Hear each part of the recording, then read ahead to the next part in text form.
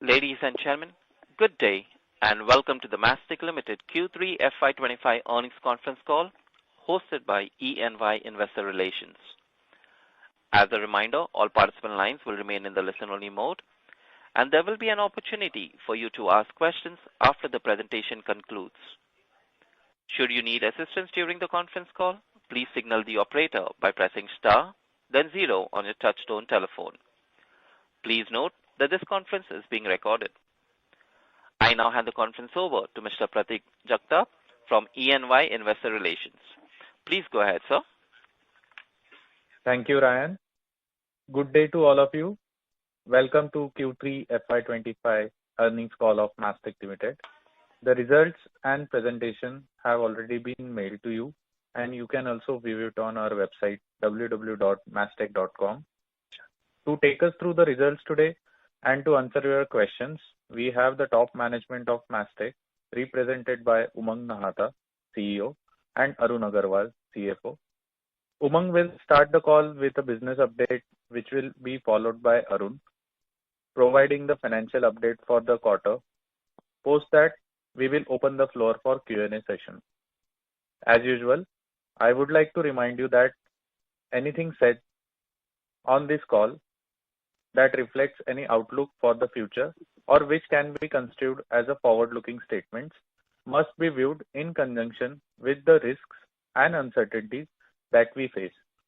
These risks and uncertainties are included but not limited to what we have mentioned in the prospectus filed with SEBI and subsequent annual reports that you can find on our website. Having said that, I will now hand over the call to Umang Nahata. Over to you, Umang. Thank you. Thanks a lot. Welcome, everyone, to the Q3 results of Mastek Ltd. Good afternoon. For this quarter, we delivered revenue performance of $103 million, which reports 9.4% year-over-year growth in US dollar terms.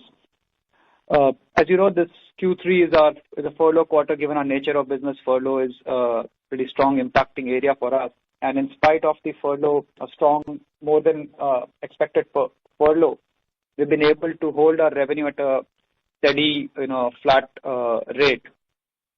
On the order book front, we had a very healthy quarter, and our order book or our 12-month order backlog now stands at $250 million. I'm also very glad and pleased to report to all of you or share with all of you that we very recently, this week itself, won another very large deal in one of our secured government services. It's a $40 million plus deal that actually moves our 12-month backlog or grows it by another 8 or 9% as we move forward. Continuing with our UK business, our UK business overall is really firing all cylinders and all guns. Our secured government services, as I had mentioned earlier, continues to do well. We not only are securing renewals of a big block of the business that we continue to hold, but also continue to win new departments and new programs. So we won another significant work with another significant new department earlier this quarter, which should expand our overall footprint with the secured government services. Our healthcare business in UK, as we had mentioned in the last quarter, is seeing a strong revival and continues to have strong tailwinds and is really going very well. The new government continues to invest in healthcare, and we are seeing a lot of direct investment driven towards us, and that continues to drive strong momentum in this quarter, and we have a positive outlook going forward also. Our private sector business in UK and Europe, which has been an area that we have been trying to really build and grow over last few quarters, is now really turning a corner.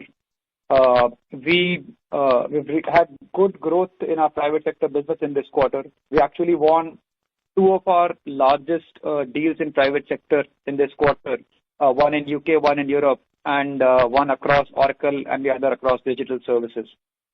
So the private sector business, which is the third leg of our UK business, is now really starting to build up, and we actually are looking forward to a positive outlook going forward too. Overall, our outlook for our U.K. business continues to be very positive, and we are looking forward to really strong business going forward as we move into Q4 and the next year.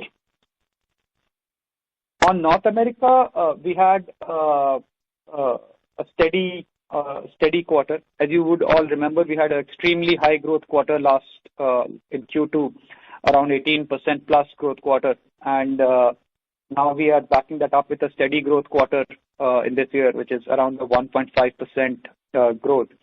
So the overall growth story continues to be steady as we expect it to be, and we are really trying to put it up, consolidate it well as we build it together.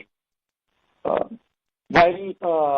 the healthcare business in North America continues to do really well, we had another steady growth quarter, both in terms of new customer acquisitions as well as expansion in our existing customer businesses that we have in healthcare in North America.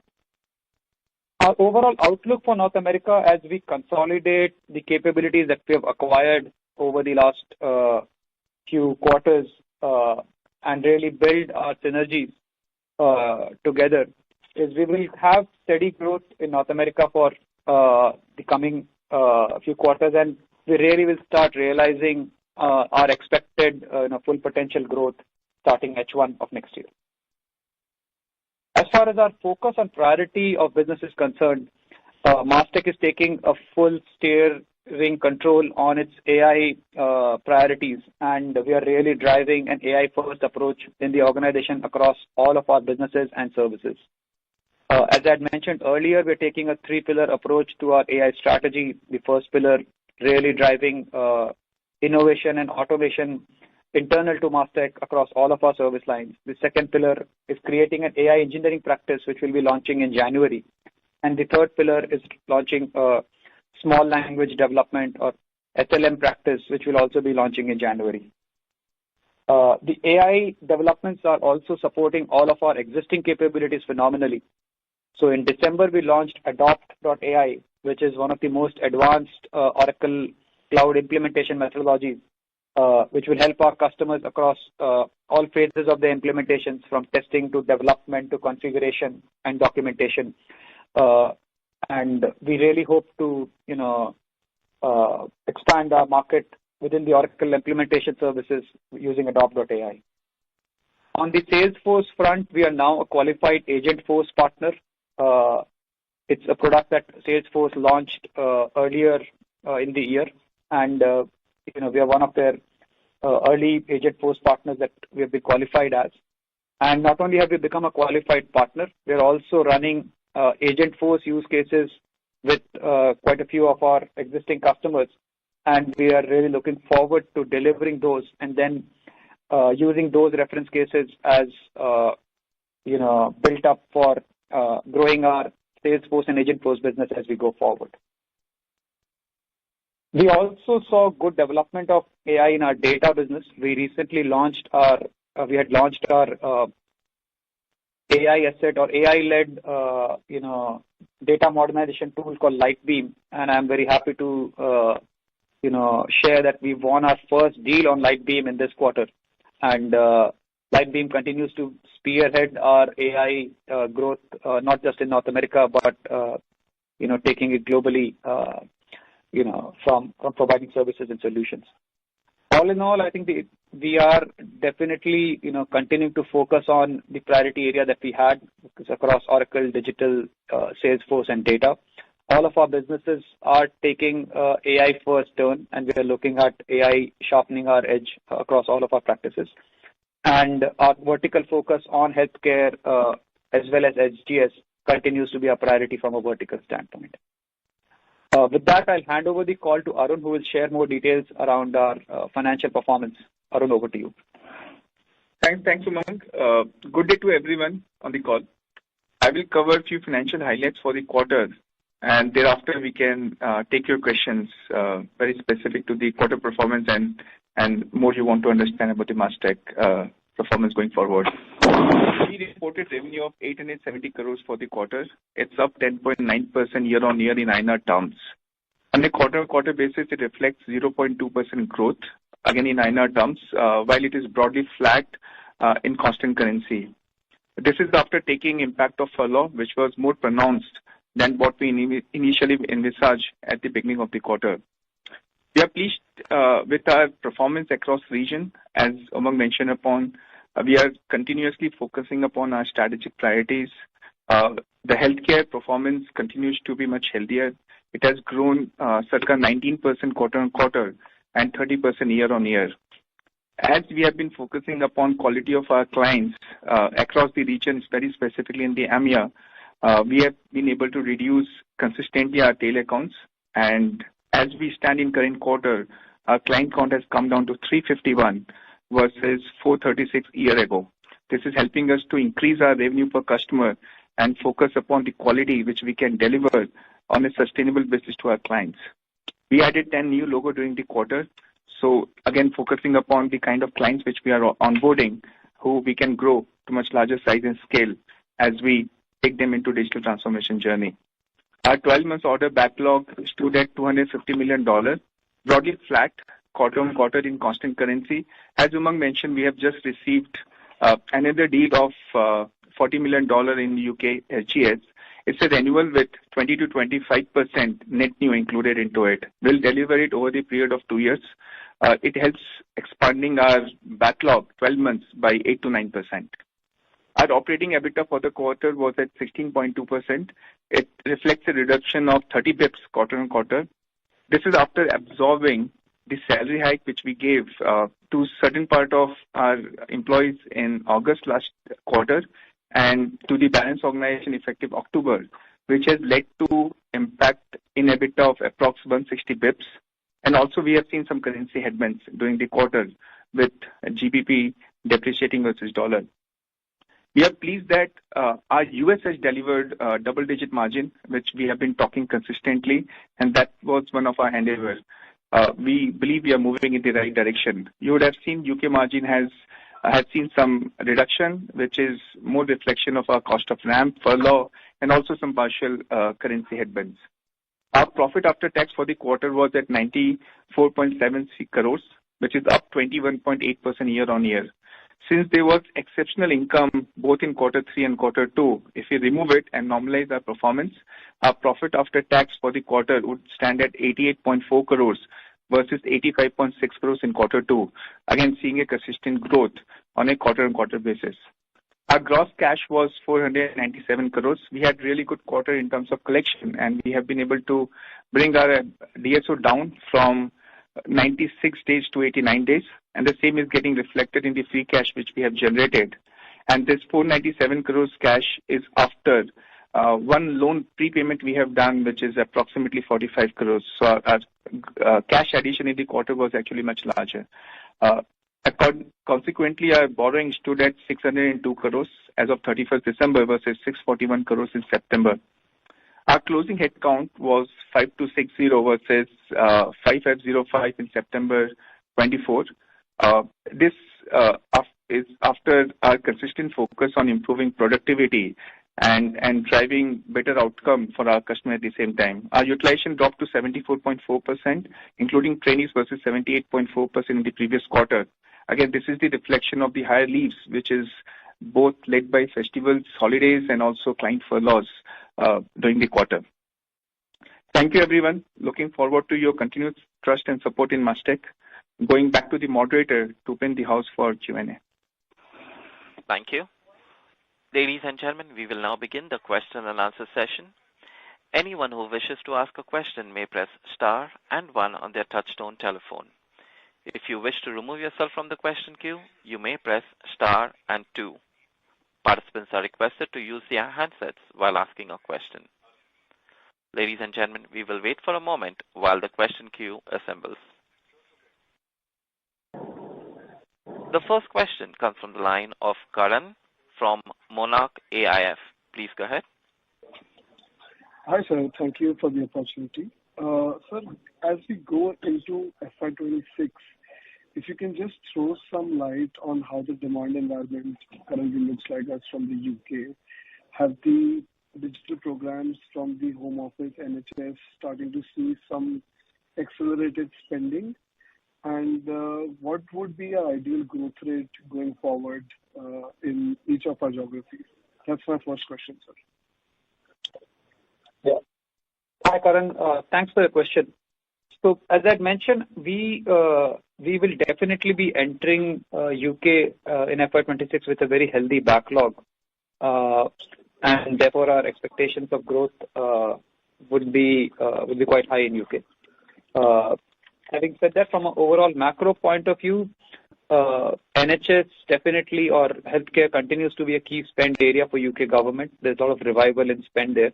This is especially around prevention as well as data-driven decision making, and we are seeing good participation in both of those lines of services or solutions that we are offering to the UK healthcare government. As far as the secured government services and private sector is concerned, there also the government is now taking good control. They've gone through renewals of a lot of existing work that we have. And as we renew most of our existing book of business, our aim and endeavor would be to now go after newer departments and expand our business beyond the current books that we have, which we would have already secured by the end of the year. So in general, UK will continue with a healthy growth rate. As far as US is concerned, again, the macro seems to be really, the part of the business is that there's a positive outlook. People, we believe that the economy is taking a positive turn, or at least the outlook for the economy is positive, although a little unpredictable as we all see it. But we believe the economy will take a positive outlook and support the overall economic growth. From a Mastek standpoint, like I mentioned earlier, we are consolidating all the capabilities that we have had in our US business. As we consolidate, our growth rates will fluctuate a little high and low over the next 2-3 quarters. And our vision is by the time we get into H2 of next year is where we will start really delivering a steady and full potential growth that we hope in the US. Thanks, sir. So just on our EMEA part, we see that this quarter our margin declined quite a lot. So if you can just throw some light on why did exactly this happen. And sir, on the US bit, how do we see margins inching up from here on out? We see that 13% EBIT margins. Do we see there is some more room for improvement? And if yes, what would be the key drivers for that? Hey, hi, Karan. Thanks for the question. In the EMEA, as I mentioned, we are consistently focusing upon taking the tail accounts off. Obviously, that's a process in which, we have to ensure some margin. We have to sacrifice it sometimes to make those, project go live much sooner than it was expected. And also comes at cost certain times because you can't discuss change requests because we just want to finish it off and move into the larger clients. Keeping those focus on, there are certain costs which we had to take into the P&L. And also there is some PDD profile in the geography because being in, where the collection is good, but there are certain clients where there is a delay. And as per the, accounting norms, we have to take certain provisions in the book. So all put together, our focus in the geography is to focus on the account mining, focus on the right client base, and thereafter improve the quality and the margin from those accounts. So you will see consistent basis, there's a margin improvement which will happen out there. On the US side, again, we are really pleased with double-digit margin profile here. Is there scope? Yes, answer. There is definitely a scope of 100-200 basis improvement further from here. But at the same time, we are focusing upon growth. US is one of our growth levers, and we really want to ensure the growth is achieved without too much focusing upon improving the margins from here. So I'll be happy from the margin profile perspective, but given a balance, we'll prefer more growth than looking for more margin expansion from here. Okay, sir. Thanks for that clarity. And if I can just squeeze in one more, how do you see the spend happening across people or enterprises adopting Oracle, Salesforce, both on the cloud front as well as shifting away from on-premise? Because I understand that would have a major impact for us as implementers. So if you can throw some light on how the spending has improved on the enterprise levels in both the geographies, sir. So current spend on Oracle, Salesforce, data, and digital modernization continues to be high, especially the packaged applications. Oracle, Salesforce continue to do really well in terms of spend. Our net new customer acquisition in Oracle continues to be healthy across, especially in US as a geography. So and Europe also. So we continue to see good demand for net new consumption there. Our Salesforce business is currently relying more on growing the business within our existing accounts. Our net new engine is something that we are working on to develop the net new customer engine in Salesforce. But our Salesforce business is largely focused on growing our business within the current customers that we have. Having said that, with the change and the turn that AI is taking on both of these applications and the customer expectations as well as the potential business outcomes really changing, I strongly believe that the demand for Oracle, Salesforce, as well as data applications will go up phenomenally in the coming quarters. Thank you, sir. Thanks. That's it from my side. I'll join back in the queue. Thank you. The next question comes from the line of Amit Chandra from HDFC Securities. Please go ahead. Thanks for the opportunity. Yeah, so like Umang, you mentioned about the improving dynamics in the UK geography and also in the UK government and UK private. So if you can comment upon how the spend pattern has changed maybe in the last 6 months in terms of deal sizes, in terms of decision making, and also we had plans to enter into newer departments. So which are the new departments that we are targeting within the UK government? And in continuation to the UK government, we're also seeing NHS recovering. We had the deal on the like defense side. So if you can elaborate on these specifics, what's going to drive the growth maybe for the next year from the UK government. And then you also mentioned that we have won the second largest deal in the UK like private sector. So some more clarity or some more like color on that. What was that related to, and how the pipeline is looking there? Sure, Amit. So as I said, our outlook in UK is definitely very positive.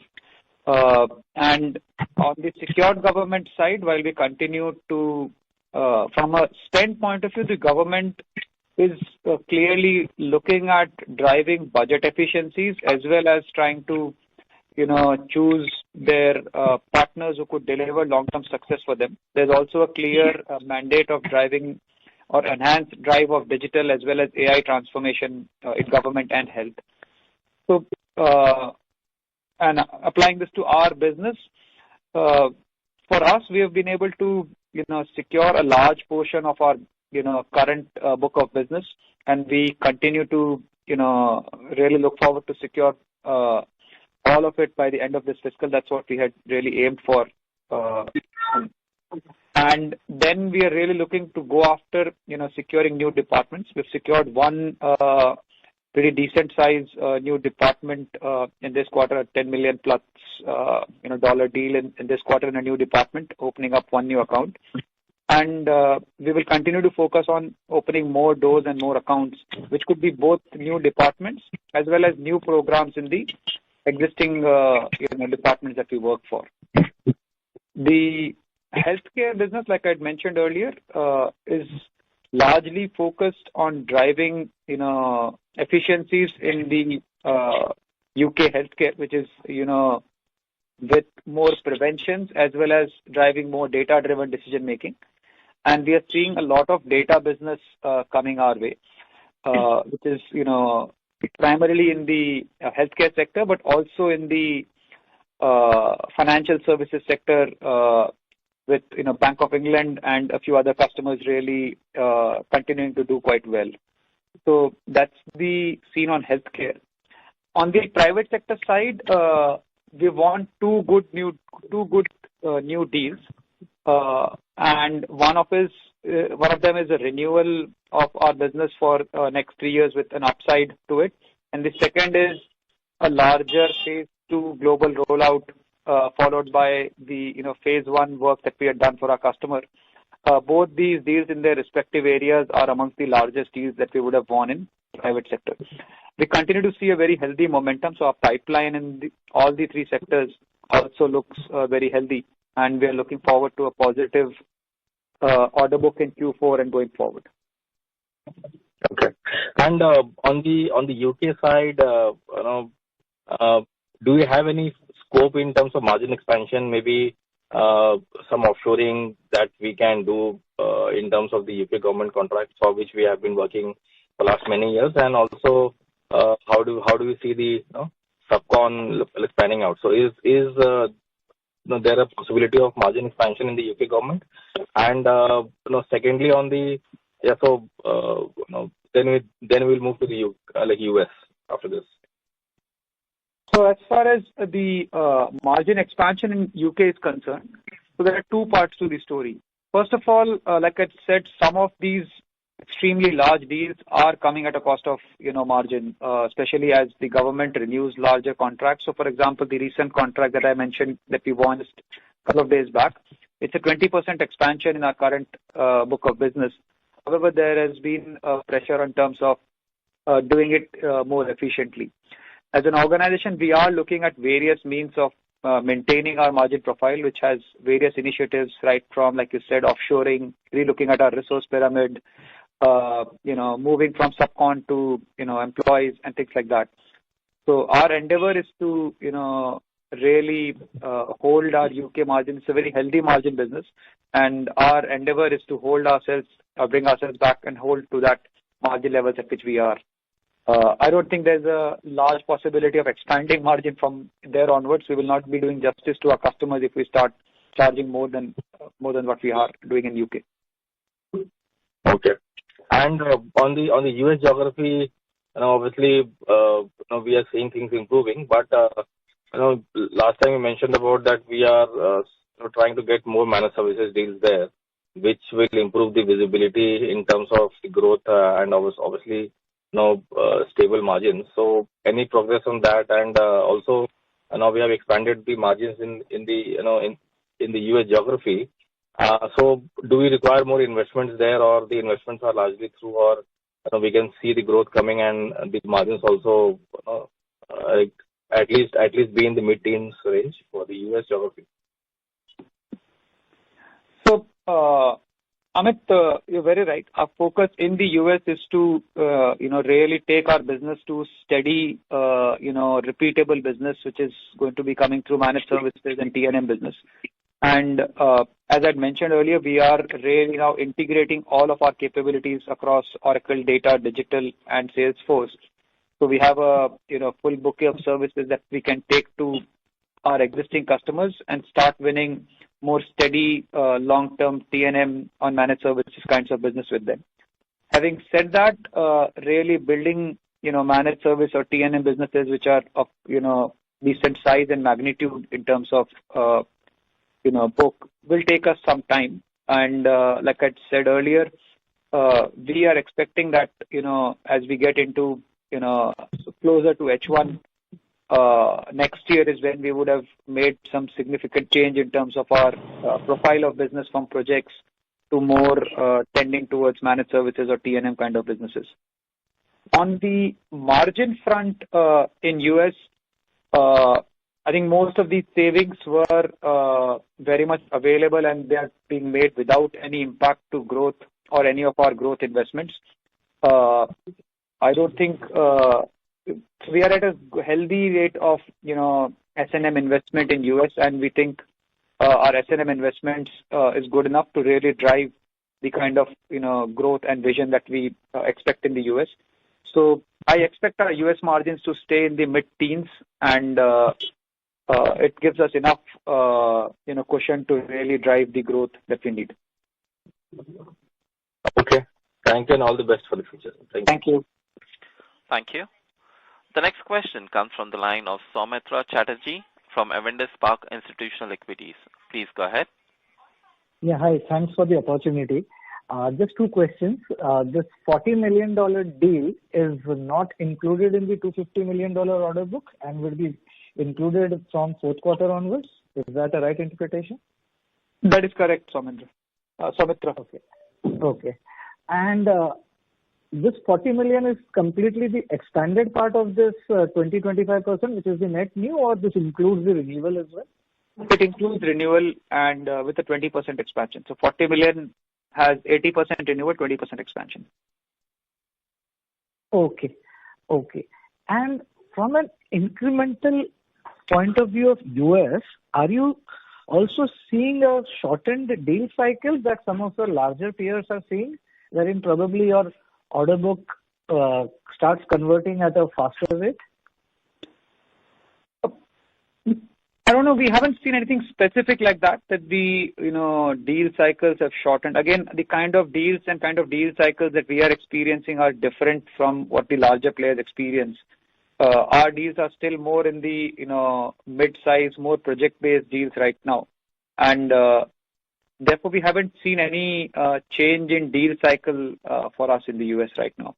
But with initiatives around AI, initiatives around AI-led efficiency and growth, the amount of activity and discussions that we are having have definitely gone up with our customers. Okay. And just one last question on the sequential decline in the headcount. I think Arun said it is about increasing productivity. From an annual perspective, if you are requiring lesser number of people to drive revenue growth, does it translate into a pricing pressure typically from clients 6-9 months down the line? Because you are not adding employees, but the revenue you are estimating to grow by a particular number. So the productivity gains, will it be retained by the vendor or it will be passed on? So, Soumitra, there are two aspects to the revenue decline. One, definitely there were businesses that we had where we had the revenue per resource was very low, especially in our EMEA kind of business, and those are businesses that we are walking away from now. So we believe our potential of executing higher revenue per resource very much exists, and we have to look at the right orders and right kind of businesses there. So that's one reason for which it's a systematic and intentional reduction of headcount without impacting revenue, because we are looking at businesses that could deliver a higher revenue per resource. The other thing that you would see coming in the future is as we really sharpen our internal AI execution, which is starting from Q4 and onwards in terms of some of the tangible assets that we have developed. We definitely feel the ability for the organization to do more with lesser headcount is growing with every passing day and every passing week. So we haven't really transformed those into tangible numbers yet, but from the outlook that we see, we think there's going to be a pretty decent change in terms of our ability to do more with less headcount. And I think that's what our customers are also expecting us to do. Thanks, Umang. This is useful. Thank you. Thank you. Ladies and gentlemen, we request you to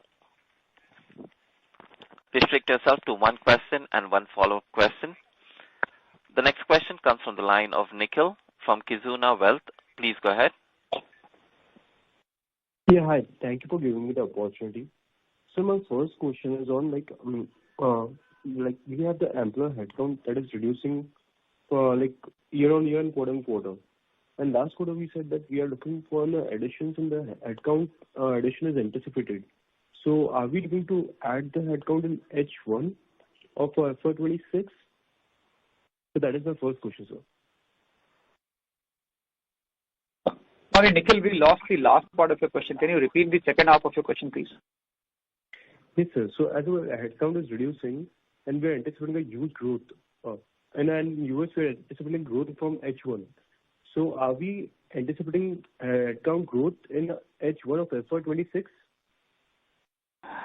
So, like I said, Nikhil, there will be definitely growth in headcount in selected areas where we are trying to grow. So, like I said, our current reduction in headcount was more from businesses which had lower revenue per resource, which is largely in our EMEA kind of businesses.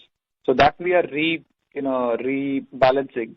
And we will see a headcount growth in the right area. So our US services, our UK businesses will see a growth in headcount to deliver those.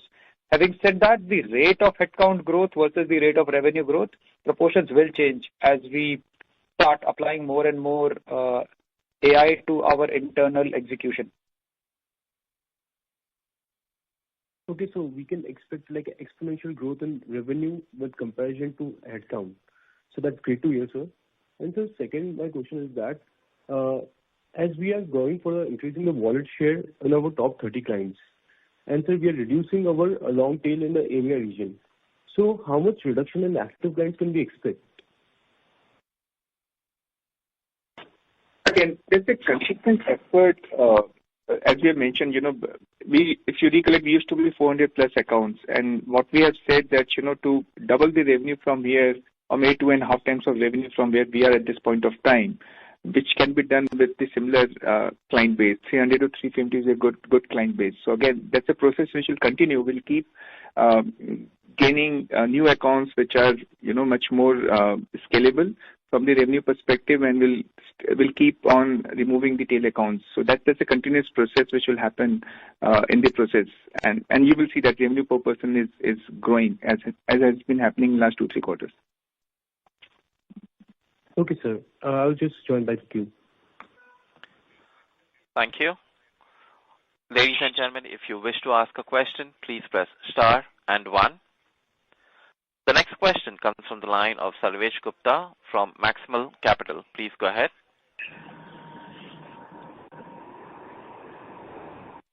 Hi, Umang. Just 2-3 questions. So one is on your other expenses, we have seen a lot of hike. So, and your employee headcount is decreasing, but still your employee cost is sort of trending in the same line as revenue. So how do you see these costs? Because the costs have actually grown quite handsomely in the last 9 months. Yeah, again, 2 points. This is Arun.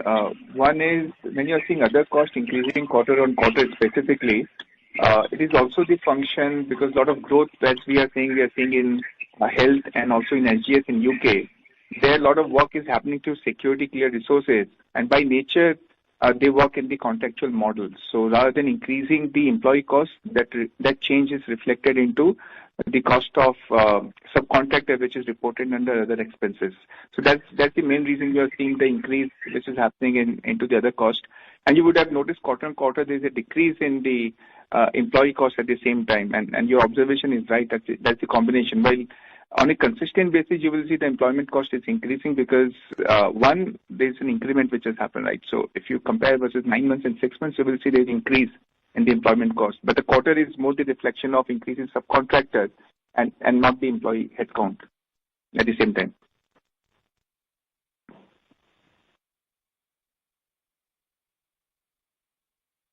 Some cleaning of the book. But going forward, are they expected to come back to 10% margins that we have been having? We didn't get maybe. Can you repeat your question? We didn't get it completely. No, EMEA margins are very low at 1% this quarter. So are they expected to revert to their normal mean going forward, 10-11%? Yes, Sarvesh, that's our whole intent, and we are looking at taking EMEA to a double-digit margin performance. But it will take us a couple of quarters before which we get there. Okay. And similarly, on the UK EU business, you said that we are expecting to hold on to the margins that we are having. Now these margins have come down. So is this 20-21% the new normal going forward, or you are expecting to go back to at least 24% odd, which we had last year? So again, 2 things will happen, Sarvesh, there. In the short term, more 20-21% kind of a margin profile. Obviously, there will be some plus and minus quarters depending upon when you are doing the ramp, right? So the kind of deal wins we are seeing in the public sector and the health in the UK, that leads to a lot of onshore hiring. Obviously, in the quarter in which those hirings are happening, the margin profile will be subdued. And the quarter in which you are fully ramped up will have a better margin profile. So you will see kind of mix happening, but 20 to 22% is a good range, I will say, at this point of time. And also be mindful, the GBP to INR and GBP to USD has been depreciating significantly, which has not been factored yet. So depending upon how the currency headwinds flows, there could be certain plus and minus out there as well. So that's something which is not in control, but we have to keep watching how they impact our numbers as such. Okay. Thank you and all the best. Thank you. Thank you. The next question comes from the line of Hasmukh from Tata Mutual Fund. Please go ahead. Yeah, hi. Thanks for the opportunity. I have three questions. Firstly, on the order backlog, right? So if I look at your previous 4-5 quarters, your order backlog was growing healthily at 15-20% on a YOY basis. But this time around, it has dipped to almost flattish, though you called out $40 million deal win, right? But including that as well, the growth may be at 8-9%. So just wanted to get a sense, how confident are you to get back to the 15-20% YOY growth in order book backlog going forward? Yeah, thanks, Hasmukh. I think the YOY growth was mostly impacted by our last quarter's performance. Last quarter, we had a slower than expected order book growth. This quarter has been decent, and we are very confident by the time we close FY24, we'll be back to the same growth levels. Okay. But secondly, if I look at your client numbers, right, on a gross basis, it seems that almost 40 clients you have reduced on a quarterly basis. If you could call out any impact because of this from numbers perspective on your revenue? So, Hasmukh, like we said, the client reduction that we have is very, very planned and purposefully executed. These are, especially our Oracle business, had a lot of tail customers where we were doing very small, tail businesses for them. And so we have very purposefully reduced those tail customers, and we've taken a shift to focus on mid to large customers.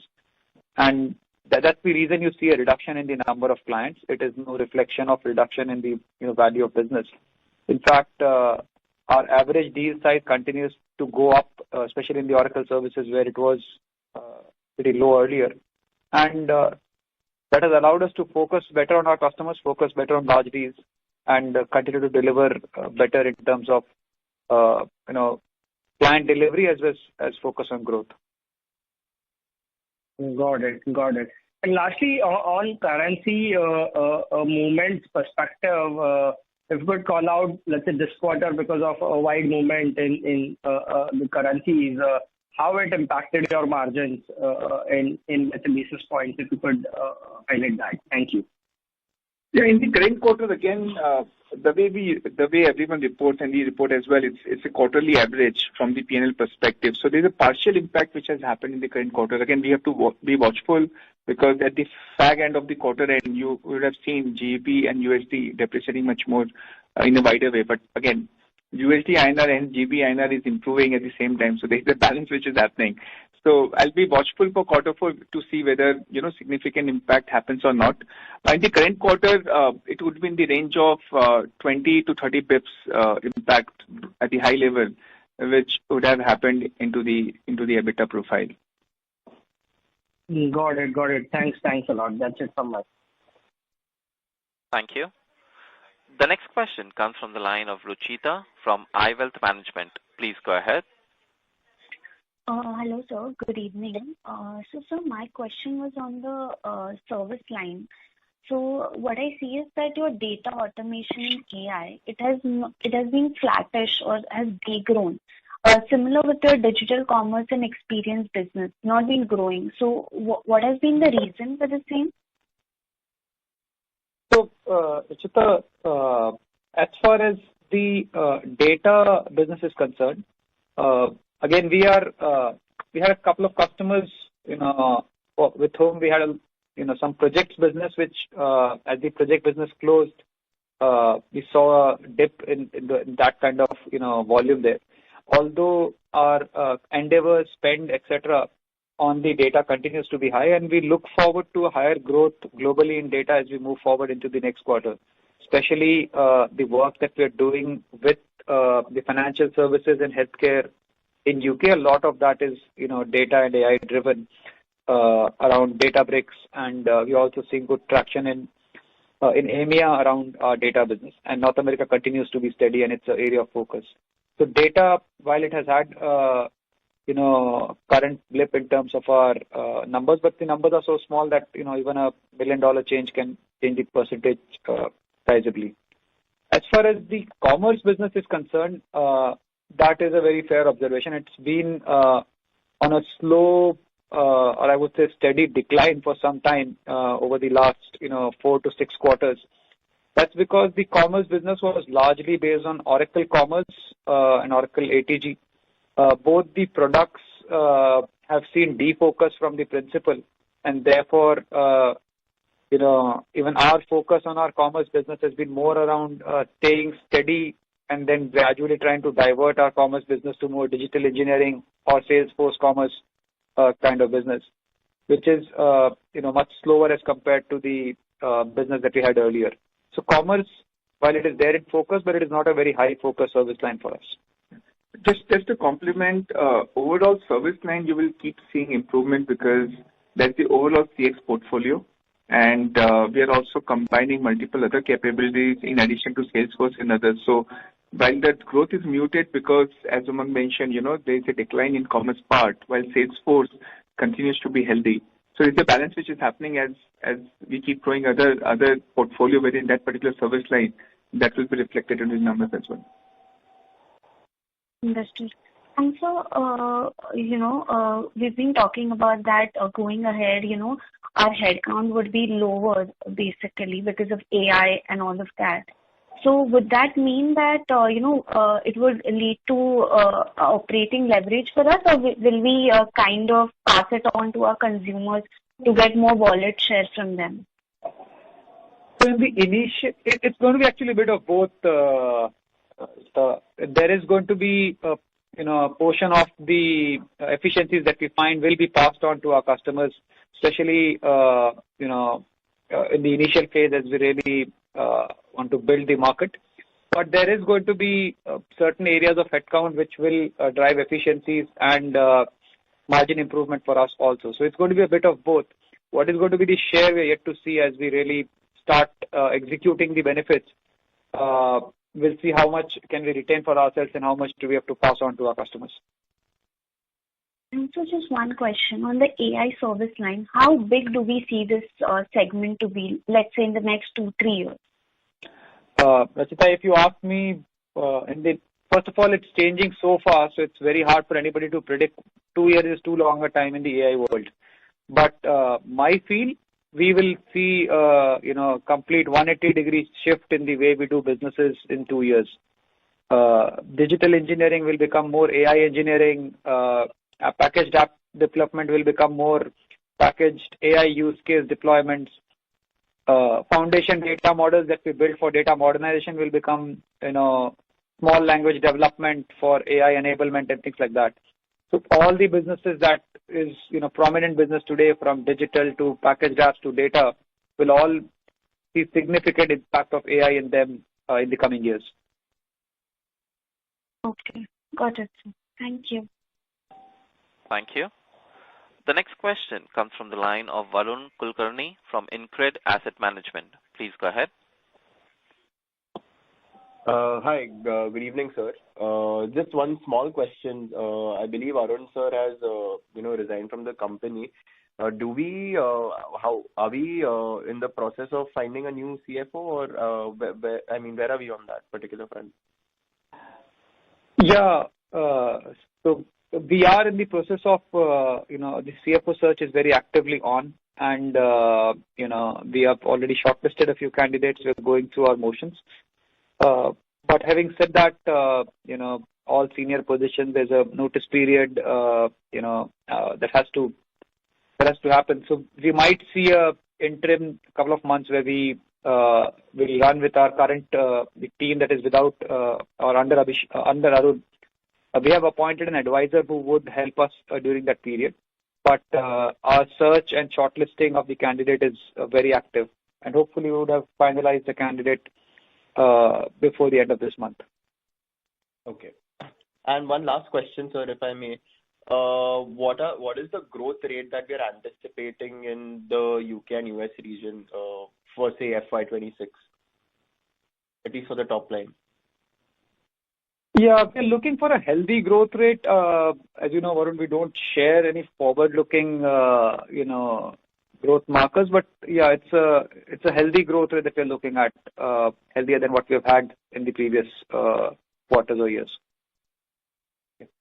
All right. Yeah. Thank you. That's it from my side. Thank you.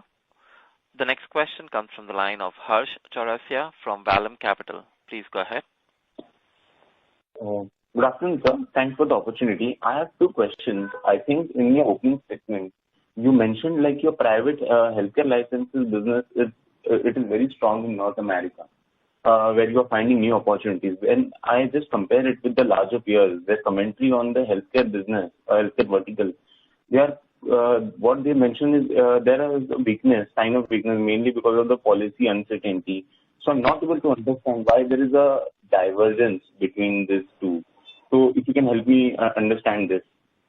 Yeah, Harsh. No, thanks. That's a very, very sharp questioning. So what's happening is there are different parts of the healthcare market, as you know, right? It's the payer, provider, and life sciences. A large portion of our healthcare portfolio right now comes from the provider space. The provider space is where I think the business is still doing well, and especially what services we offer is back office, which is driving efficiencies in their business. So any solutions that drive efficiencies is welcome in the back office space in the provider segment. As far as the payer segment is concerned, is where even we are facing some challenges with a few of our customers. That's where that's a segment which is going through certain challenges and budget cuts, especially discretionary spend is being put to challenge in the payer space. So depending upon how you look at your overall healthcare portfolio, you would see positive or negative or neutral impact. But yeah, in the payer segment, yes, there's a bit of challenge in the payers. But luckily in the providers, we are on the providing solutions and offerings that drive efficiencies, and which is what they're looking forward to right now. Understood. And second question, sir, is basically wanted to know basically the nature of the business of your customers in the manufacturing vertical. Like, are we focused on energy and utilities, or we are more on industrial? Like, where are we majorly focused? It's largely industrial manufacturing. Industrial manufacturing. And just having said that, we actually also have some utility customers, but those are more like ports and things like those, or water supply, those kinds of customers also. But in the manufacturing, it is largely industrial manufacturing. So when we see the manufacturing vertical, like what are the pockets of spending which you are getting, like the new opportunities that are coming in this manufacturing vertical? So currently the manufacturing vertical is largely led by our Oracle services, where we are seeing that's the spearhead. So most of our relationships start with opening the account using Oracle services, where we would offer them, migration to cloud and from there.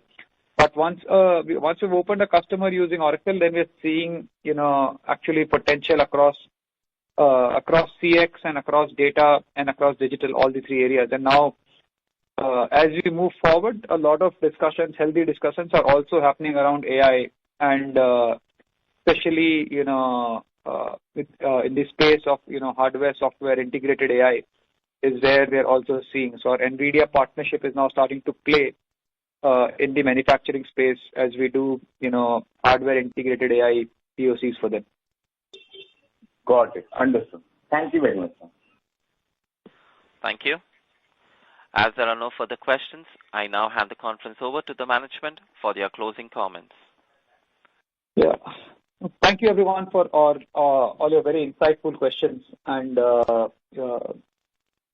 again, like I said, we had a quarter where we've really still continue to deliver steady performance, and we look forward to healthy backlog improvement, as well as continue to work on growing our top line and margin performance over the coming quarters.